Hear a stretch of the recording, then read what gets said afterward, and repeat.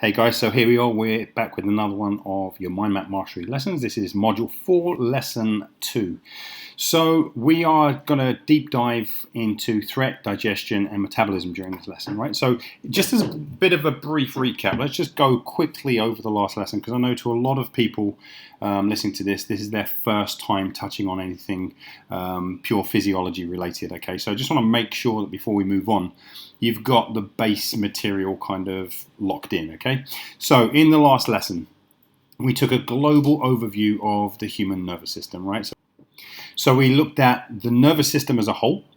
We broke it down into its various branches of the central nervous system and the peripheral nervous system. We looked at the central nervous system as essentially being the brain and the spinal cord, and ultimately this was the master control center of the human machine, if you want to put it that way, right? We also looked at the peripheral nervous system being the body's link to the external world. So we were kind of talking about the sensory perspective, everything you see, hear, smell, taste, touch, right? All being governed by what the peripheral nervous system is sending back to the brain. Okay, so this is, again, the sensory nervous system. We also looked at the peripheral nervous system breaking down into what's known as the autonomic nervous system and into the somatic nervous system. So let's look at the somatic first. Hopefully you recall the somatic nervous system is really what's carrying that sensory information from the sense organs to the central nervous system, and it's also carrying movement information from the central nervous system to the voluntary motor system, right? So let me just do that again in slow time. Somatic nervous system, picking up information from the sensory system and drawing that all in toward the central system. Okay, so everything you see, hear, smell, taste, touch, coming in through your sensory organs, coming back along the spinal cord up to the brain, and letting those various areas of the brain that are responsible for interpreting the sensory signals do their thing and answer the ultimate question, which you now know off by heart through MindMAP Mastery, which is, am I safe? Am I safe? Am I safe? What am I smelling? Am I safe? What am I hearing? Am I safe? What am I tasting, touching? Am I safe? Am I safe? Right? So now, once that information comes from the sense organs to the central nervous system, the brain does its calculation of am I safe. It then decides what to do about that, right? So now the brain sends out these signals from the central nervous system into the voluntary motor system, right? In other words, I need to move a leg so that I can run away. I need to move a fist so that I can punch. I need to take this opportunity here and move this handful of food toward my face. Okay, so that's essentially what we were talking about from there. And then obviously on the other side, we've got what's called the autonomic nervous system, just a kind of a fancy pants way of saying an automatic nervous system. Automatic being that you don't have to think about it. It's going to do its thing all by itself, regardless of whether you think about it or not. Think about it every time you go to sleep at night, right? You don't have to say, damn, I hope I remember to breathe, right? Damn, I hope my heart keeps beating. It just carries on all by itself. So the autonomic nervous system regulates all subconscious activity in the body, which is a good thing. Otherwise, we'd never, ever go to sleep. So that's heart rate, respiration, digestion, metabolism, pupillary action, all of that kind of cool stuff. And then we also saw that you can break the autonomic nervous system down into its two branches. So you've got your sympathetic nervous system branch, you've got your parasympathetic nervous system branch, right? So let's go sympathetic first. So the sympathetic nervous system is actually really about preparing the body for action.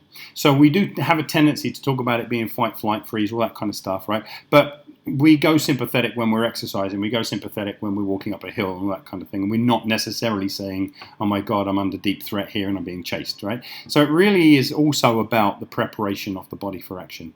It's also kind of where all of the brain's threat responses take place, right? So through the sympathetic nervous system, the body says, okay, switch on, become more alert, increase your vigilance, and again, fight, flight, all that kind of stuff, right? And then we've got the parasympathetic branch of the nervous system, which is all about rest, it's all about repair, it's all about regenerate, okay? What most of us would call the rest and digest system. Okay, so hopefully you remember all of that from the last lesson. So in summary, if we were just to kind of pull that all together, the sympathetic nervous system is all about being on, it's all about move, it's all about go, it's all about fight or flight. The parasympathetic nervous system is about stillness, it's about recovery, relaxation, regeneration, rest and digest. Simplified even more, you could say the sympathetic nervous system is about survive and strive, right? It's the 5 Fs we spoke about way back when we started this program, right? fight, flight, freeze, food, and fornicate, right? If you want to put it that way, right? So that's what the sympathetic nervous system is all about. It's about how can I survive, fight and flight, fight, flight, and freeze, and kind of what do I need to do to continue striving, kind of putting out my, kind of mating and all of that kind of stuff, right?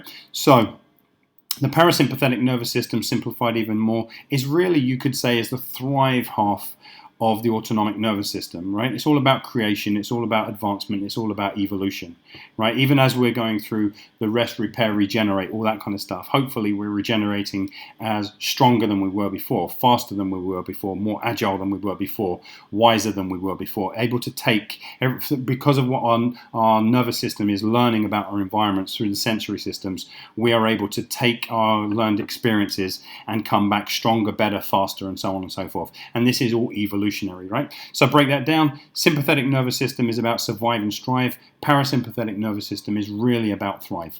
Okay? Take a big deep breath. Okay, so in today's lesson, we're going to focus a little bit more on digestion and metabolism. Okay, and in fact, not just in today's lesson, in the next few lessons, because it's going to take a while for us to take our journey through the digestive system. There's a lot going on, and there's a lot that's really vital to both the survive and the thrive side of who we are, right? As you're going to see as we progress. So you could say that the digestion and metabolism are really the two functions that are fundamental to our survival, and pretty much they govern everything else in our lives, right? In other words, kind of what we eat and how we're able to use the energy from those foods is what's going to govern everything else. Because ultimately, by not eating or by not eating things that are of the right quality or providing us with the right raw materials for our survival, for our regeneration and our repair, our ability to survive goes down massively. Okay, right. So think about it this way. When we're unable to extract and metabolize nutrients from our food, our tissues break down faster than they can possibly be rebuilt, right? You think about it. We all know through exercise that once you've exercised, supposedly you have that golden hour and you're trying to replace your proteins and you're trying to replace your carbohydrates. Why? So that the tissues that you've specifically broken down via the training are able to come back, and not only are they able to come back, they're able to come back stronger than they were before. In other words, you've increased your survival capacity, you've increased your ability to thrive, right? Well, imagine now if you're not getting the nutrients, or you're eating those foods, but you're not able to extract the nutrients from the foods. And now imagine that those same building aspects of the nervous system, those same building aspects of the digestive and the metabolic systems are no longer able to bring those building blocks back to those muscle tissues, back to those bone tissues. You could see that the human body would break down faster than it was able to be rebuilt. And what would be the outcome of that? Well, we'd get sick, we'd get ill, we'd start to kind of develop progressive diseases, and we would experience reduced physical and mental function. Okay, so kind of think about brain fog, think about being slower, think about being weaker, think about being kind of less coordinated, less responsive, less alert to our environments, right? So as that happens, our prediction and response goes down. Again, we're slower, weaker, less coordinated.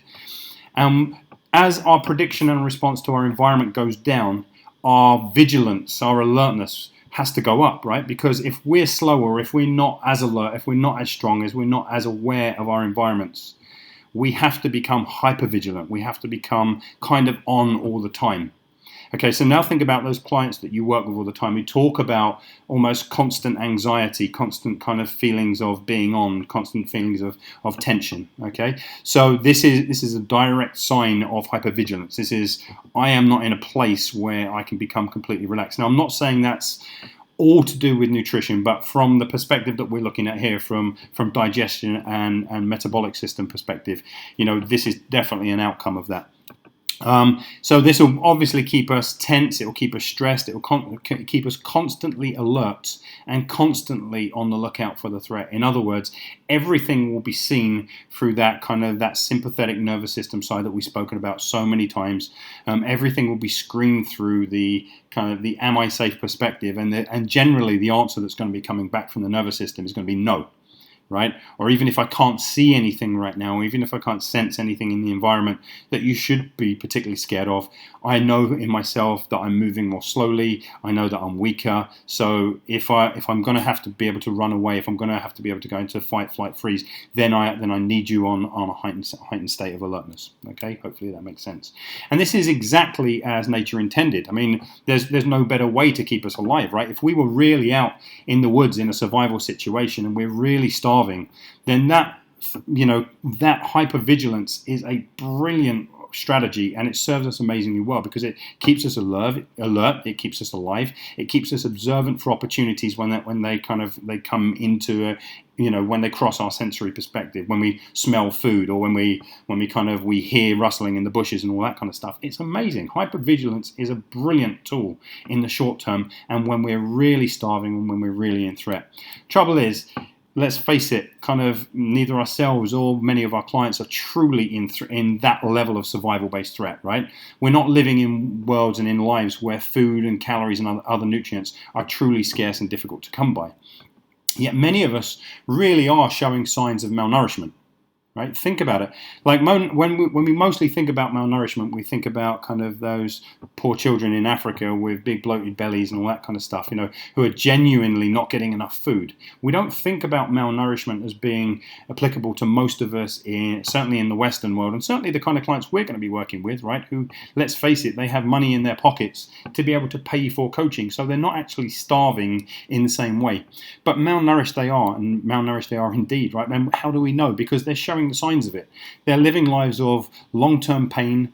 They are experiencing extremely slow healing rates. They've got recurring injuries, sickness, illness, disease, depression, long-term anxiety, and multiple emotional disturbances. These are all signs of malnourishment. These are all signs that your body isn't getting what it needs. And again, there are other psychological aspects to this too, and we've spoken about it quite a lot, and we are going to speak about it a lot more too, right? But just understand, all of this can be related directly to malnourishment.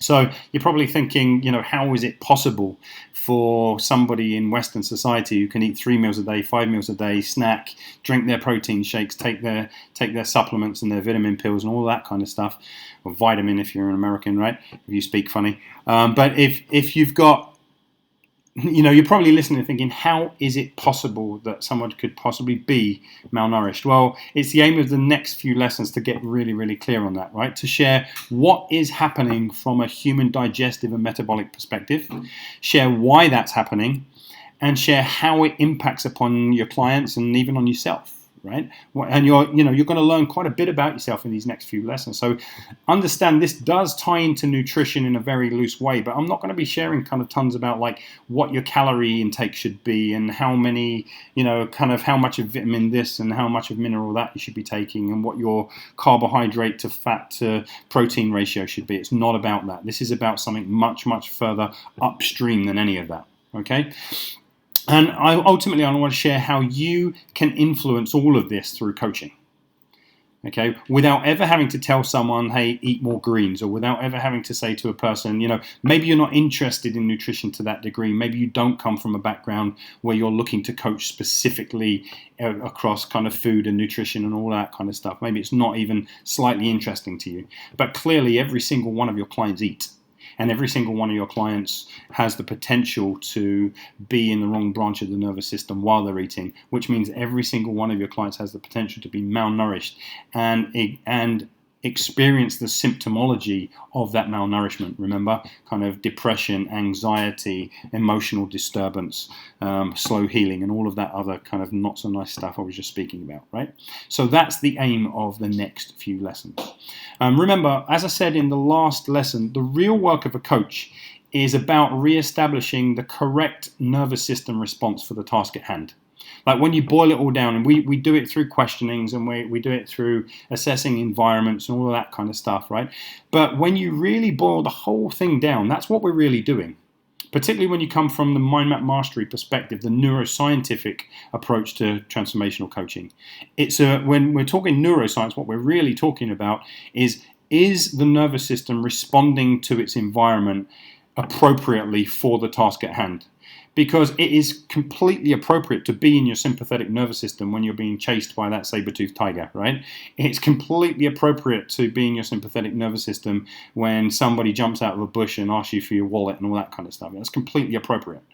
And so we want the body to respond appropriately.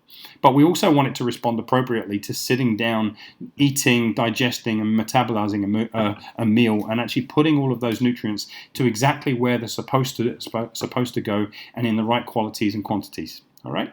So bear that in mind. I'm just going to say it one more time. The real work of a coach is re-establishing the correct nervous system response for the task at hand. Okay, write that somewhere big on a post-it note. Okay, so let's start with an overview of the digestive system in its entirety, from entry to exit, from mouth to anus. Yes, he said anus. And look at each section of the path, what it does and what its role is. And like I say, well, that's exactly what we're going to be doing over the next few lessons as we break down portion by portion the journey of food from where it enters the body through the mouth and where it exits the body through the anus. Every single part has a vital, important role, and every single part of that you're going to see can, is, does, and always will be affected by which branch of the nervous system you happen to be in. Okay? So, we're going to start this lesson with the mouth. That'll be that big gaping hole in the front of your face. Okay? So, clearly, the mouth is the entry point to the internal environment, right? So you think about it, every single thing in your body is all protected. You're protected by skin, you're protected by mucus, you're protected by membrane, you're protected by kind of various sphincters that lock off your anus, that lock off your penis, your vagina. You are protected in so many different ways from the external environment. Okay, the mouth is one of the primary entry points into the internal environment. That means that anything out there that hasn't been cleared, it hasn't been assessed, it hasn't been made safe, is a potential risk to the body. So just understand that, like, eating and drinking is an extremely high risk activity. Just ask anyone who's ever had food poisoning, or just ask anyone who's actually ever died from kind of consumption of something that their body, like shellfish or nuts, that their body just did not tolerate. Okay, it's an extremely high-risk environment, yet we tend not to think about it that way, but it really is. So the mouth has kind of been gifted with several really important processes that actually make the movement of things from the external environment to becoming part of your internal environment as safe as possible. So let's go through some of those processes. The first one is mastication, right? It's the chewing of food down into smaller portions so that it can travel more easily down the esophagus. Right? So think about that straight away, right? Just if each one of us have had an experience of choking on something, of not biting down enough, of not making the portion small enough, right? Well, that's one example of where taking something from the external environment into the internal environment is extremely high risk. Plenty of people choke on food. Right? So mastication, the chewing of food, is really, really, really important. And I know most of us have been exposed to that idea of, chew your food 100 times and all that kind of stuff, but very few of us actually do it. And I tend to have a pretty bad habit of putting food in my mouth, and it's kind of, before I know it, it's kind of in my stomach, right? I often don't chew enough. But what I find is that I often don't chew enough, the more stressed I am, or the more absent I am from the meal. If I'm not being mindful of the meal, in other words, if I'm not in my parasympathetic branch of the nervous system, I generally tend to take big bites and bolt the food, which means larger portions travel down the esophagus, which is both a strain on the esophagus itself. As you'll find out later, it's a strain on the stomach. Okay, but it's a huge threat. Okay, it's a huge threat to the rest of the body, and not just because of potential blockages to the windpipe, but because you are not doing the primary reconnaissance that the mouth is supposed to do to make sure that what's coming into it is completely safe. Right? See, that chewing process begins the signaling process that tells the esophagus to accept the food. Okay, so by chewing in your mouth, your esophagus also kind of starts that peristaltic, that kind of squeezing and compression of the pipes that is actually going to make the food move more smoothly down those pipes toward the stomach. Okay, if you don't chew, if you bolt, the esophagus isn't, for want of a better expression, warmed up, which is far more dangerous. Okay, so what else is occurring? Well, there are what are known as mucosal membrane neurons. Okay, so neurons, obviously part of the nervous system, so they're sitting right there in the mucosal membrane around the inside lining of your mouth. And what they're doing is they are measuring and assessing each of the foods that you eat. right? So they're looking at the quality of what's there, they're looking at the quantity, they're looking at the safety and the various discrete nutritional makeup of the food that you're consuming, right? So let me kind of say that in plain English, right? Within the lining of your mouth, there are nerves that are specifically designed to kind of ask the question, okay, what is here? Is this safe? How much of it is there? What does it break down into? And remember, if you haven't chewed your food in the first place, there's no real possibility of that mucosal membrane measuring it and saying, right, this is high in protein, or this is high in fat, or this is high in magnesium, or any of those kind of cool things that the mouth is designed to do. Right? So now you've got kind of the primary reconnaissance unit of your digestive tract, right? The mucosal membranes not able to do their job, which means that the rest of your body doesn't know which nutrients to prepare for. And this is a really important part of the whole digestive process. Understand this, as soon as you put something in your mouth and your mucosal membrane neurons start to measure what is going into your mouth, different processes start in the gut, different processes start in the stomach. The liver starts kind of, triggering off different processes also, which we'll speak about later as well, right? So every part of your internal environment is being warmed up via these reconnaissance troops within the mouth that are kind of saying, okay, guys, here's what's about to come down the chute. So you guys need to start switching on. Some other of you guys, hey, don't worry, they're not delivering any of that nutrient at this moment in time. And so you can become as digestively efficient and effective as you possibly can. If you're not spending much time with food in your mouth, you massively downgrade the quality of the reconnaissance that's going on, right? So you think about that, it's constantly signaling the metabolic engine to prepare for specific digestive processes, specific metabolic processes. If you're not keeping food in your mouth for long, if you're not chewing, if you're not letting that mucosal membrane layer do its job, then you are basically sending food down into the body with no preparation, no awareness of the rest of the digestive tract. Next, in addition to the mucosal membranes, in addition, the mucosal membranes are also secreting various vital digestive enzymes, right? And vital digestive enzymes, in other words, they have to be present within the foods that you are consuming in order for them to actually efficiently and effectively break down once they meet your stomach. If those enzymes do not meet those foods, the ability to break them down has been dramatically kind of downgraded, right? Which means that you may be eating something that is really clean, really nutritious, full of vitamins, full of minerals. It would do your body a great deal of good once it got in there. But because those vital digestive enzymes never met the food, your body's ability to extract those nutrients later on has gone down massively. You're eating, let me say that again, you're eating the calories you need. You are eating the proteins that you need, the fats you need. You're getting your magnesium, you're getting your copper and your zinc and your iron. It's coming into the body. But because your digestive enzymes haven't begun that process, your ability to actually pull those things out of your food has been massively downgraded.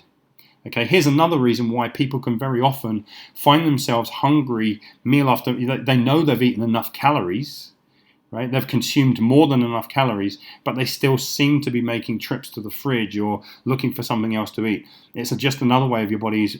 It's another way of your body saying, "That's great. You put food in here, but I couldn't use most of that. Go and make another trip, and this time do it properly." And here's the problem: you're going to continue eating foods in that fashion without chewing, without keeping food in your mouth, without letting those digestive enzymes get mixed into the food. And all you're going to end up with is a bunch of calories in your body, but very few nutrients getting to where they need to go. Is this clicking yet? I hope it is. Okay, next. What we've already seen is that slower, more mindful eating allows the nervous system to assess, prepare and pre-digest our nutrients. It allows us to ensure for safety in terms of kind of keeping out bugs and deadly organisms, and ensure kind of esophageal readiness for food, right? So that basically our pipes are actually going to move the food in the right place. We're not going to get stuck. And we're going to pull the maximum number of nutrients out. And remember, we're only at the mouth level at the moment. We haven't even entered the deeper workings of the body, right? Where most people think nutrition is really occurring. We're talking about the gateway, and you're already seeing how important this is. So The trouble with speedier, or if you could say like more mindless eating, is this. You're going to have larger, more obstructive foods entering the system, which in themselves kind of create a form of threat. There's going to be less assessment by the sentries in the mucosal membrane. There's going to be less enzyme breakdown, meaning that less of the food eaten is actually available as nutrition to the metabolic system, right? So understand that it's not about the foods that you eat that matters most, right? It's not that. Kind of the foods that you eat, you're eating a clean diet, you are getting all your calories, you're getting all your macros and your micros. It's not about that. It's what you digest and it's what you metabolize. And we're already seeing that just at the mouth level, you can already start, and this is a really technical term, you can start screwing up the metabolism and digestion right here, right at the gateway. So remember that the parasympathetic nervous system is about rest and digest, right? It's about rest and digest. In other words, if you want all of this to work correctly, you need to be in the parasympathetic nervous system, right? A relaxed, calm, and safe nervous system is kind of what I described above, right? It's like you put food into your mouth, you chew it for long enough because you're relaxed, you're not worried, you're not nervous, you're not tense. As you're chewing, you're breaking things down. As you're breaking things down, you're mixing in those those enzymes. As you're mixing in those enzymes and breaking it all down, the rest of your body is on high alert standby. Boom, perfect, right? It's a perfect model, right? So food, everything gets chewed down. Everything works exactly the way nature intended, right? Brilliantly. But when you're in threat, the opposite happens. When you're in threat, your sympathetic nervous system dominates and kicks the rest and digest system out of the window, right? So the central nervous system then makes a decision to stop all digestive function and takes the blood and the neural focus away from them.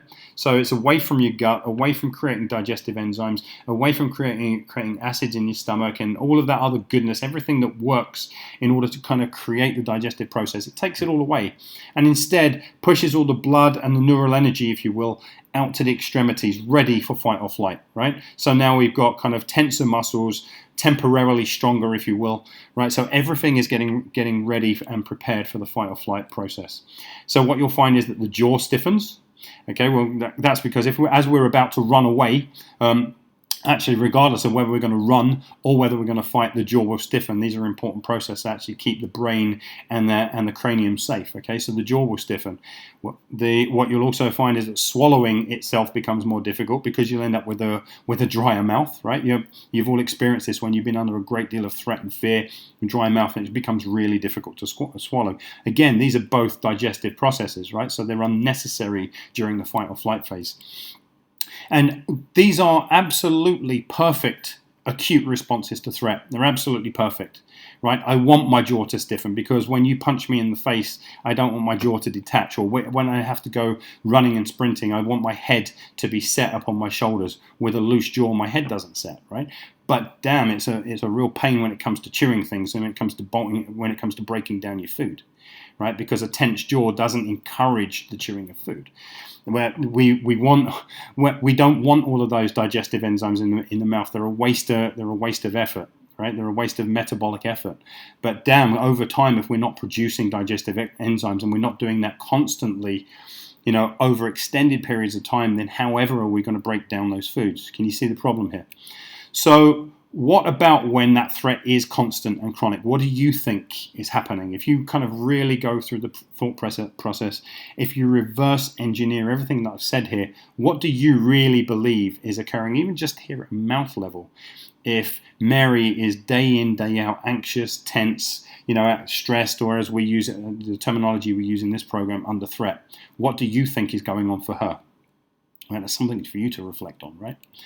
So can you see how nutrition and metabolism it's about much, much more than just calories and clean eating, like I said earlier. It's about much more than that, right? So we need to start, as coaches, seeing that our clients are a neurological, a metabolic, a digestive entity that has to be treated as a whole. We can't just focus on the stuff that's going on outside of their body and saying, well, hey, damn, they're eating a clean enough diet and it's got everything that it's supposed to have. We have to view our clients through the neurological impact, through the neurological pathways, right? So one way I like to think about this is less about what you eat and more about who you are when you eat it.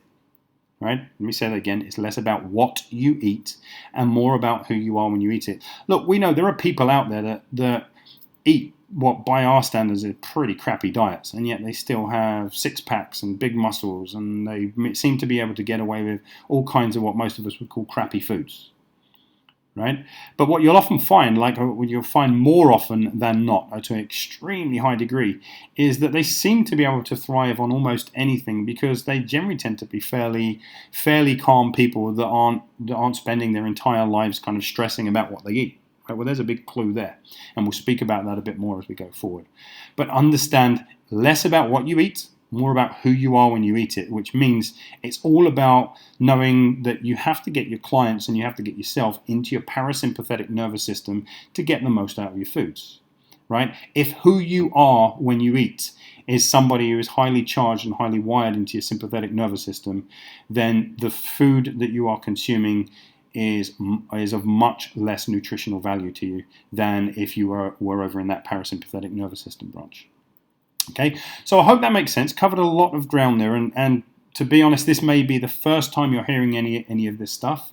Don't panic, we are going to be revisiting it. We're going to be going a bit deeper. Like everything in MindMAP Mastery, we are going to take several passes of the same material and go a little bit deeper and create stronger and stronger neural associations. But just understand that this here, like the mouth, is the gateway to the human body. It's the area that we spend the least time thinking about when it comes to nutrition. And yet, as you're seeing here, it's a vitally important component of the entire digestive and metabolic process. Remember, tying digestion and metabolism back, this is all about long-term safety, moving a person from survive through that strive process and into their true thrive processes, right? So, in the next lesson, we're going to kind of take this journey a little bit further. We're going to have a discussion about what goes on in the stomach and what goes on in the small intestines. And again, we'll look at it through the same perspectives. First, we'll look at what the roles of each of those areas do, what it looks like when things are working right, and then what it looks like when things are working wrong. And by wrong, what I mean is when we're trying to carry out rest and digest and repair and regenerate functions while still firmly entrenched in the sympathetic nervous system. So that's what you've got to look forward to next. Okay, so I hope you've enjoyed this lesson. Please, please, please do go back over it. I've covered a lot of material there, and like I said, this may be your first time hearing any of these words. Don't get yourself in threat over it. The easiest way to create prediction and response is just simply to press rewind and play it again. Okay, so that's it, guys. Till next time, take care.